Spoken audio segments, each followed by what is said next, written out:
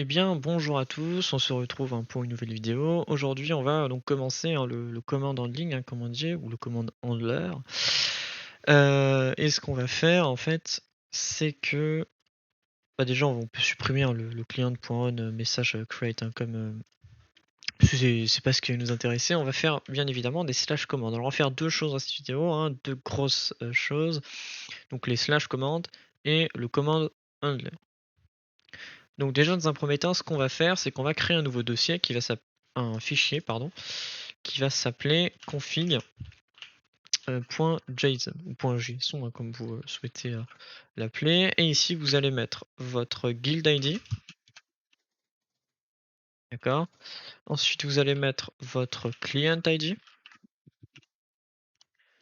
Et ensuite vous allez mettre votre qu'est-ce que c'était déjà qu'est-ce qu'il nous faut, le token.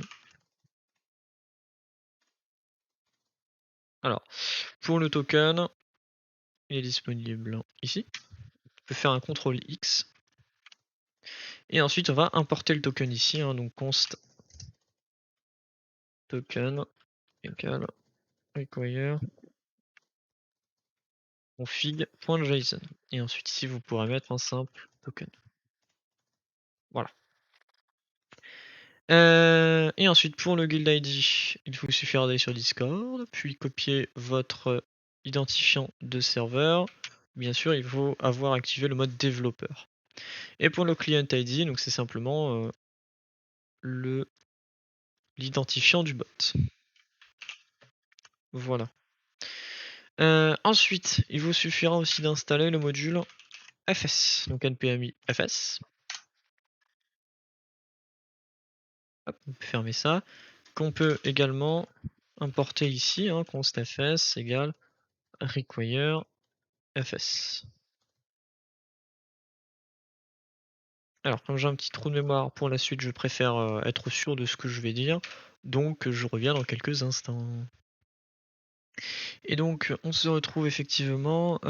Alors, ce qu'il faut faire déjà, donc on va créer un premier fichier, enfin dossier, pardon, comment. Voilà. À l'intérieur de ce fichier, on va mettre un ping.js.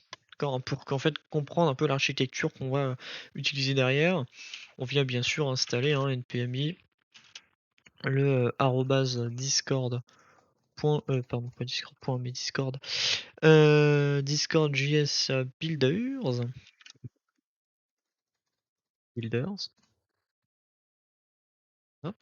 Et ensuite on vient ici l'instancier, donc on va utiliser nous le slash comment builders égale donc require discord.js builders. Voilà. Ensuite, alors c'est builder d'ailleurs. Et ensuite, tu vas faire donc un module.export égale. Alors c'est bien un slash command builder, non, parce que je préfère être sûr, comme c'est un peu long, on peut se tromper. Bref, ensuite on va mettre donc la data, d'accord. Et en data, donc on va mettre bien sûr un new slash command builder, new slash command builder. Et alors c'est bien sûr une fonction. Et on va modifier donc le nom en fait de la commande. Donc ça correspond au nom de la commande. Donc par exemple, nous on a ping, tout simplement. Voilà. Ensuite, on va modifier donc la description. Donc la description en fait, alors si on récapitulait, donc le nom c'est ce qu'il y a là, donc ping par exemple, et ensuite répond pong. Ici c'est la description que l'on a. Donc on peut faire ça, donc répond avec pong. Voilà. Donc ça c'est un peu pour la première chose. Et ensuite on va faire un async execute. Donc en fait ça c'est si vous voulez un peu l'interface que la commande aura, et ça c'est ce que la commande va faire. Donc déjà le execute, on va mettre en paramètre le interaction. Alors interaction, voilà. Interaction, donc suivi bien sûr d'accolade, et ensuite pour répondre à une interaction, on fait un await interaction.reply. Alors si vous utilisez wait, n'oubliez pas un async ici. Et à l'intérieur de cette fonction-là, bah, on va mettre la réponse hein, que l'on doit avoir, donc Pong.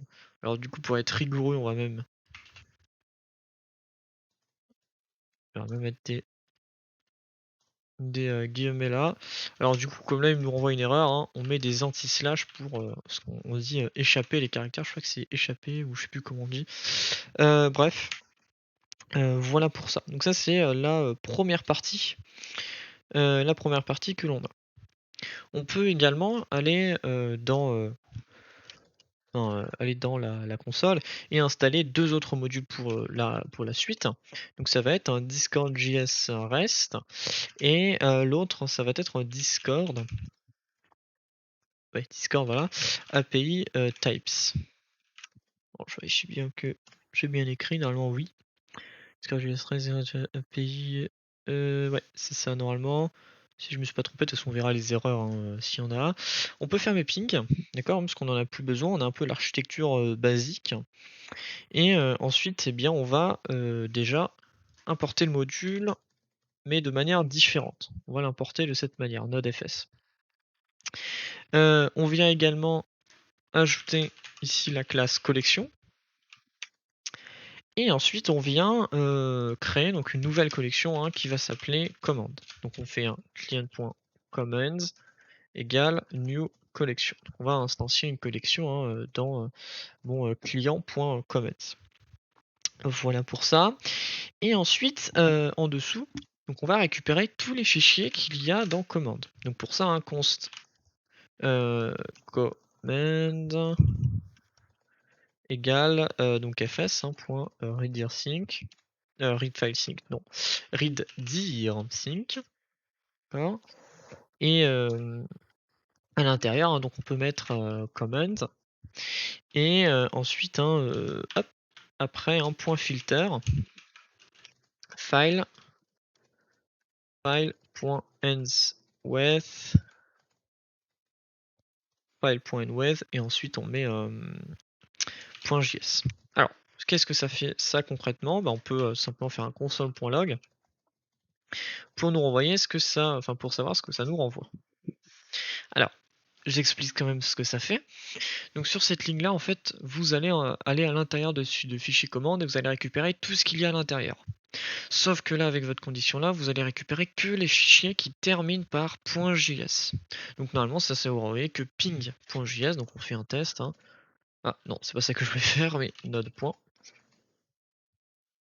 Voilà, ça nous renvoie ping.js. Alors, on va faire deux exemples également. Si je fais f.js et si je fais f. Pas f, mais on va mettre plutôt pour que vous compreniez n'importe quoi. Voilà. Alors, tac. Et ensuite, si je réexécute, là, ça me renvoie que f.js et ping.js. D'accord? Puisqu'en fait, ça ne se termine pas par .js. Donc ça ne fonctionnera pas.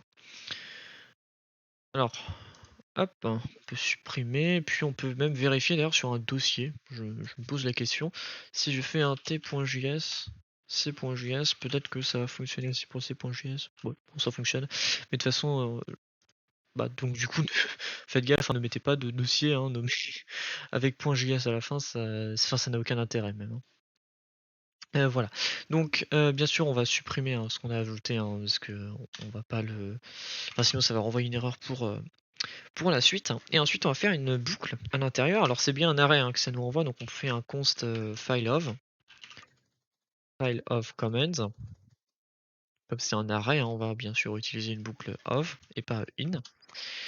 Et ensuite, à l'intérieur, donc on va require, on va importer si vous préférez, donc avec const command. Alors, pas de s à commande, hein, sinon ça va renvoyer une erreur. Const command égale require. Et ensuite, on va aller à l'intérieur du fichier command.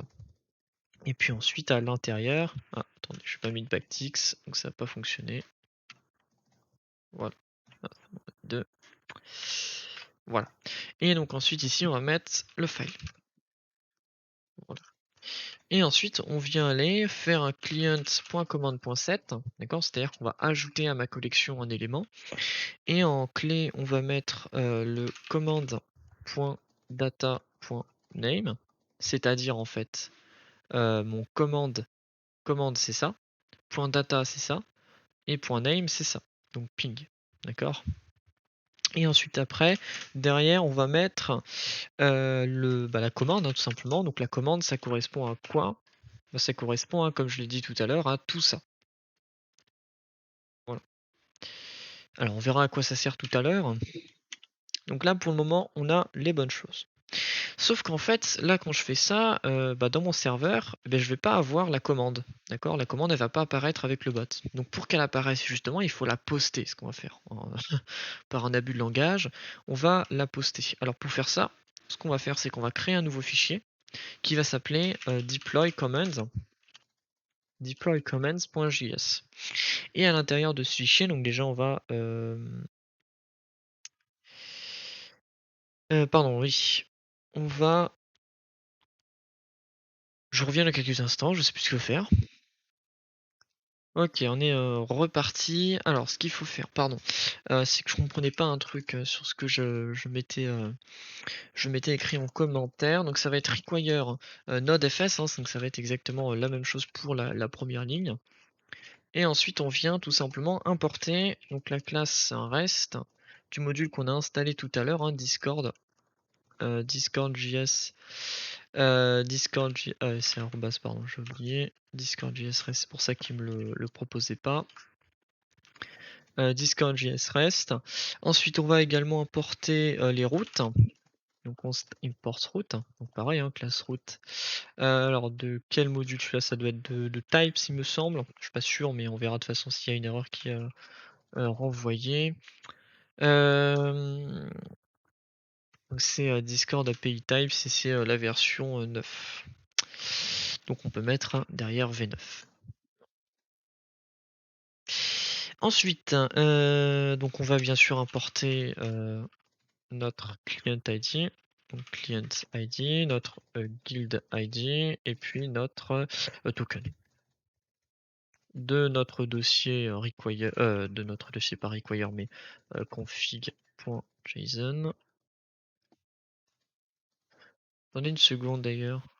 Pour le token ici, j'avais mis ça, je vous l'ai pas dit tout à l'heure, hein, mais const token égale require config.json. Enfin voilà, bref.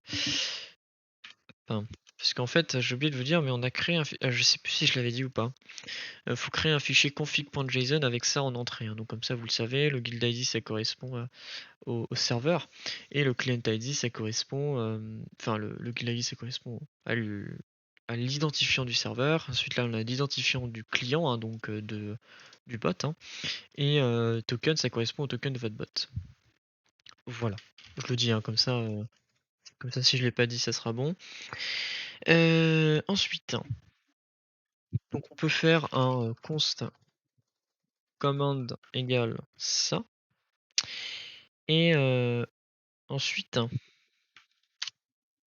on fera un const command file, d'accord, hein, donc en fait ça va être le commande ici, hein. On va faire exactement la même chose, hein, que pour cette ligne là. Tac, égal fs.redirSync, nanana, donc qui permettra en fait d'envoyer les mêmes choses. Et ensuite on va aller faire une boucle en pareil. Là, attendez, non c'est pas ça que je voulais faire, c'est pas une boucle, hein, voilà, c'est mieux comme ça. Je suis allé un peu vite. Et ensuite un const file of command files, file pardon, voilà. Et ensuite à l'intérieur, on vient tout simplement faire exactement la même chose. Donc on va faire un copier-coller pareil. On va pas s'emmerder. Et ensuite derrière, on va mettre un commande.push, hein, qui va permettre de pousser les éléments de commande. Alors avec un S c'est mieux. Et à l'intérieur, donc on va mettre un commande.data.json. .toJSON, pardon. Voilà, .toJSON qui permettra, hein, de créer un JSON directement. Et bien sûr après il faudra bien sûr le poster. Ce code là, alors je sais plus, enfin je connais plus les fonctions parce que j'utilise pas ça du tout de manière récurrente, donc je sais plus tout le code, je reviens dans quelques instants pour voir avec mes autres bots. Alors nous revoilà tout de suite. Alors ce qu'il va falloir faire, donc déjà, hein, c'est un const rest égale new rest. Donc là on va instancier notre classe précédemment importée rest. Ça, vous avez le vocabulaire un peu, hein, je le dis souvent, instancié, vraiment important comme version, vous allez mettre la version 9, d'accord, parce que c'est la version, la plus, récente. Les autres sont en deprecated, il me semble. Peut-être pas la version 8, mais en tout cas les versions en dessous, je suis sûr. Et ensuite .7 token, tout simplement, bien sûr, hein, parce que c'est le token que vous avez précédemment importé ici. Et ensuite on vient tout simplement faire donc un rest point, put, et ensuite un, routes.application, command. C'est pas exactement ça, pardon, c'est application.guild, command, avec un, S bien sûr, avec ici le guild, le client ID pardon, et ensuite le guild ID. Dans ce sens-là, attention, hein, faites bien gaffe. Et ensuite, hein, derrière, on vient importer en body le commands. Voilà. Et ensuite, bien sûr, on fait un point den. Ensuite, fonction fléchée. Et ensuite, on pourra enfin avoir terminé cette partie-là. Donc, routes.application. Qu'est-ce que je fais moi? Je fais n'importe quoi, console.log. Les commandes ont été enregistrées avec succès. Mettre ES. Et ensuite faire un point catch, hein, dans le cas d'une erreur. Error égale console.log error. Tout simplement. Donc si on fait un node deploy, alors attention, là ce sera node deploy comments.js. Et en fait à chaque fois que vous effectuerez des modifications dans ping, il faudra faire ça à chaque fois. Alors, qu'est-ce que j'ai pas fait? Config.json, oui, parce qu'il manque un. Hop, cela. Donc là, deploy command, pareil, alors est-ce qu'il y a une erreur? Non. Et donc là, on a bien que les commandes étaient enregistrées avec succès. Donc ça veut dire que là, si je fais ça, et bien, et que je vais ensuite dans tuto, et bien là, je vais avoir mon ping avec répond avec pong. Alors bien sûr, si je fais ça, ça va rien me renvoyer, hein, ça c'est évident, puisqu'on n'a pas encore fait ici mais l'événement. Donc l'événement c'est, alors déjà on va pouvoir aussi enlever l'intensity parce qu'il sert plus à rien. Et on va pouvoir donc créer un client.on pardon, interaction create. D'accord. Ensuite vous mettrez en paramètre interaction. Donc là pareil, hein, je vous laisse regarder sur la documentation, hein, si vous voulez, si ça vous intéresse vraiment, hein. Si vous avez envie de faire du copier-coller, bah écoutez, faites ça. Malheureusement, on ne peut pas faire ça. Bref, donc si l'interaction, parce que là en fait on va récupérer toutes les interactions de Discord, et nous en fait on veut que l'interaction si c'est une commande. Voilà.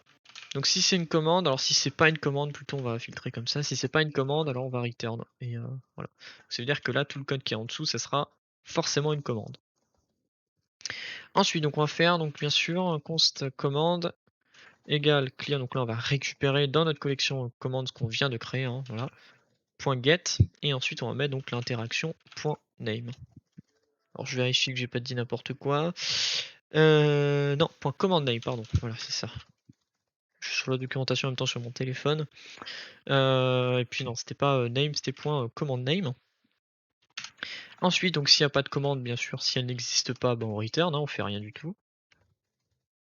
Voilà, hein. Parce que par exemple, si on a une commande qu'on a mise, par exemple, et qui n'existe pas dans nos fichiers ici, donc qui existe sur Discord, mais pas sur nos commandes ici, eh bien, on va éviter de faire une erreur, de générer une erreur, donc on va return tout simplement.